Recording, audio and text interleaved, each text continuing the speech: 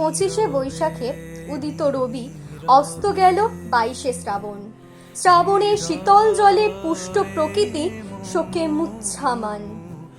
চারিদিক বিবর্ণ তখন। ঠিক তখন দুপুর 12টা 10।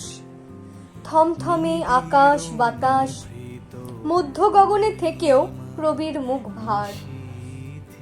রবির প্রস্থানে নেমে এলো অমানিশার ঘোর অন্ধকার। হায় হায়, এ কি হলো, এ কি হলো!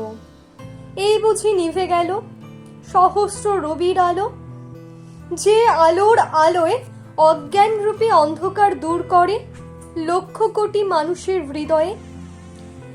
জ্বেলেছ জ্ঞানের আলো, তোমার অক্ষর অমৃতের ধারা। সমগ্র ভূভাগ 7 সমুদ্র, বাকি 1 ভাগ ভূমি। সেকাল একাল সাহিত্য জগতে রাজাধিরাজ, মহা হিমালয় তুমি। শোকের পরে শোক জীবনে, সবই মিথ্যা আফসোস। তুমি বুঝেছিলে মৃত্যু তো মৃত্যু নয়, এ তো আসা যাওয়ার খেলা। পৃথিবীতে সীমিত সময়, কত কিছু দিতে হবে। তাই তো শোক ভুলে কলমে কাটতো তোমার বেলা। উজাড় করে সবকিছু দিয়ে চলে গেছো অমৃত লোকে আমাদের ছেড়ে। নয়নে তোমার দেখার সৌভাগ্য হয়নি।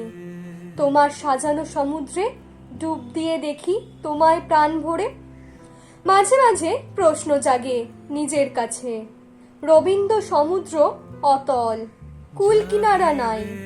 তাই তো বলি প্রাণের ঠাকুর, তোমায় বোঝা এক জন্মে আমার সাধ্য নাই।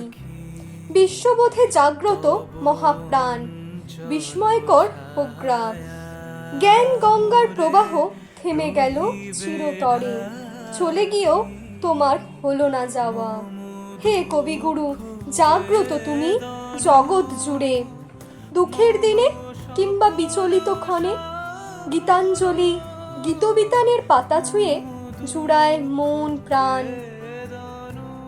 তোমায় পুজিতে ঠাকুর, তোমার কবিতা গাই, তোমারই গান।